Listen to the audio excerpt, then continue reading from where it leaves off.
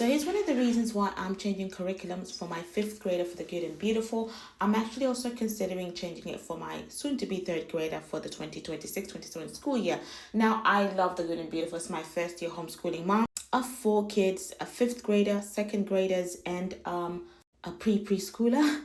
Now, one thing that I do appreciate about the Good and Beautiful is like if you have kids that like arts and like visual things, like very visualized, it could be very much too much. But if that's something that attracts them, it's very good on visuals. It's really good on visuals. But if you go through the curriculum throughout the year, and again, this being my first year, I think I observed and learned a thing or two about it or about this particular curriculum, is that if your child doesn't have any basic foundation built already, especially when it comes to reading and phonics and things like that, which is very heavy from kindergarten to like I would say third to like second, third grade, or even fourth grade at that.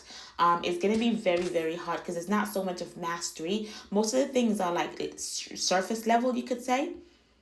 So it doesn't really do a lot of mastery building or for the kids to retain the information. It kind of bounces around a lot in many of the places what I've seen, especially for my fifth grader. So it's very hard for him to grasp it. He was back in Kenya for about 2 years. Yeah, 2 years. So him coming back and me kind of slowly mellowing him into the Good and Beautiful, I thought it was a good thing. But I think obviously he is going to repeat fifth grade curriculum things. We already started our Saxon math. He's loving it so far. It's very much like old school, very much cut and dry. There's no pictures and things of that nature. There's no colors to distract him. So far he's loving it. He's I wouldn't say loving it, he's liking it. He likes the transition, and we're doing it very, very slow transition. One thing that I am going to miss from the Good and Beautiful is that the little video lessons that they prescribe on every video. But with Saxon math that he's using right now for the fifth grade, he does have like YouTube. There's a lesson. If I'm not able to explain it properly, then there's YouTube lessons that he can watch, like 3 minutes, 5 minute long, to kind of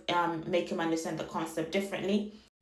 And the other thing that attracted me to the Good and Beautiful is that it's very inexpensive. They also offer free curriculum up to grade 8, I believe, language, arts, math, and things like that. So you can print it out yourself, or if you want the actual book, we had to buy, because I wanted a physical copy. I couldn't just do a digital copy for them and then do the spiral. It would have cost me a lot of money to do that than just buying it directly from them. So we bought the actual books, which were very, very nice, right? But again, it lacks that mastery. It lacks that depth that you want your kids to kind of have and to kind of build on.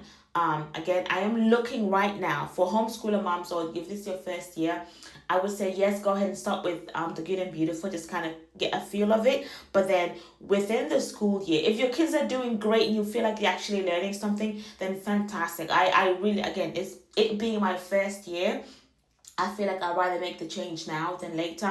And the website that I mentioned I'm going to share for checking your kids' mastery level, we are going to be doing this week and next week, and the following week is going to be like basically testing. Maybe just this week, this coming week, I'm doing like testing to see where the gaps are at, in the sense that where do I need to focus more? Is it reading? Is it comprehension? Is it in geography? And the thing that the language art portion of like Good and Beautiful, it does have language arts.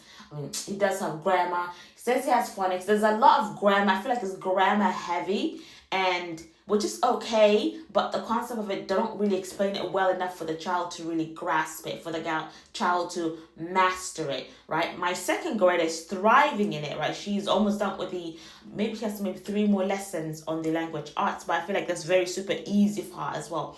One of my second graders. The other one, we are on doing first grade things, even though nonetheless, that's a whole new story. But the Good and Beautiful is an overall good curriculum, but I wouldn't recommend it for you to use it throughout your entire homeschooling journey with your kids. Started off with it, but look into something else. We're looking at right now, is it LAA or AAA, something like that? I forgot the name, but I'm gonna let you guys know how the other curriculums go once we try them on. So for Saxon math is something that I'm really, really looking into to getting for my again, even for my second grader, my third grader, I mean for 2027 school year.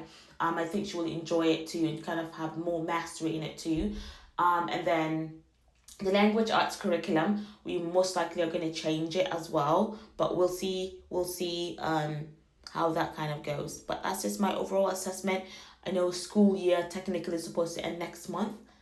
next month. But for us, we're going to continue throughout even the summer years, the summer months for school. It's not going to be like closed. They will have maybe 2 weeks off or 3 weeks off, and then we're going to be back on, just to kind of keep that momentum going. That's my review for the homeschooling for the first year, 2025-2026 school year. Bye.